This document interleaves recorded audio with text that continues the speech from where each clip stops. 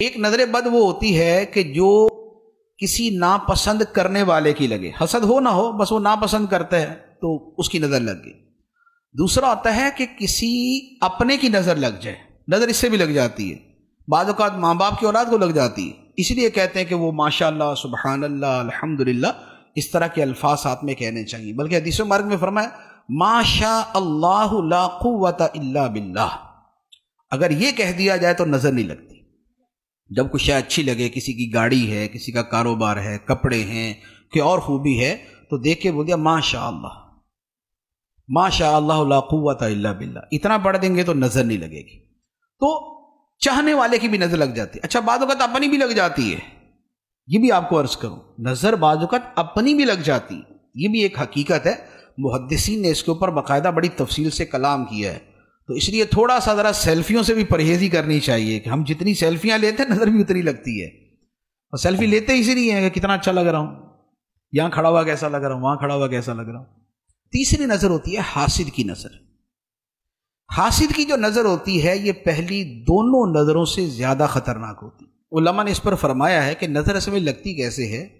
انسانی آنکھ سے جو شعاعیں نکلتی ہیں، ان شعاؤں کے اندر زہریلا پن بھی ہوتا ہے۔ آنکھوں سے نکلنے والی شعاؤں کے اثرات کا تو سب سمجھتے ہی ہیں نا، محبت سے دیکھیں تو اس کا بھی پتہ چل جاتا ہے، نفرت سے دیکھیں تو اس کا بھی پتہ چل جاتا ہے، اور اس میں ضروری نہیں ہوتا کہ بقیہ پورا چہرہ دیکھیں تو پتہ چلے، نگاہوں کی جو شعاع ہے وہی بتا دیتی ہے کس نظر سے دیکھ رہا ہے۔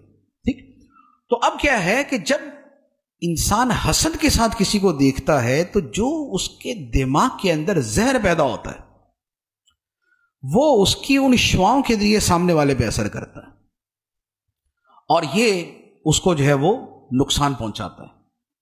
تو اس لیے حسد والے کی جو نظر ہے یہ بھی بڑی شدید ہوتی ہے، اس لیے فرمایا گیا کہ اپنی نعمتیں چھپا کر حاسدوں سے بچو۔ بلا وجہ ہر ایک کے سامنے جا کے اپنے کاروبار کی باتیں یا اپنے پیسوں کی باتیں یا اپنی اونچی اونچی باتیں یہ نہیں کرنی چاہیے، خاص طور پہ جو محروم آدمی ہے۔ ایک ہے کہ ایک کاروباری دوسری کاروباری کے سامنے بات کر رہا ہے، وہاں بھی تھوڑی احتیاط چاہیے۔ ایک یہ ہے کہ اس کے سامنے بات کر رہا ہے کہ جو بالکل محروم ہے، کہ جو نگاہ حسرت اور نگاہ حسد ڈال دے گا، اس سے بچنا چاہیے۔ پچھلے زمانے میں علماء کیا فرماتے تھے کہ بازار سے کھانا خرید کے نہ کھاؤ، کھانا گھر کا ہونا چاہیے۔ اب تو ہمارے زمانے کا کلچر ہی چینج ہو گیا، تو اب تو وہ والی باتیں کرنا بھی بڑا عجیب لگے گا کہ یار باہر سے نہ کھانا کھائیں، ہمارے تو گھر میں پکتا ہی نہیں، ہم تو 3 ٹائم کا باہر سے کھاتے ہیں، صبح کی پوری باہر سے ہے، رات کے برگر پیزا باہر سے ہیں۔ تو لیکن علماء پہلے کیا فرماتے تھے کہ باہر سے نہ کھاؤ، اس کی وجہ کیا تھی؟ اس کی وجہ یہ تھی کہ باہر جب چیزیں بن رہی ہوتی ہیں، پک رہی ہوتی ہیں، تو وہاں گزرنے والے وہ بھی ہوتے ہیں کہ جو خرید سکتے ہیں یا خریدتے ہیں، اور وہ بھی ہوتے ہیں جو صرف حسرت سے دیکھ کے گزر جاتے ہیں۔ تو جس کھانے کے اوپر نگاہ حسرت پڑی ہوئی ہے اس پہ اثرات بھی ویسے ہوں گے۔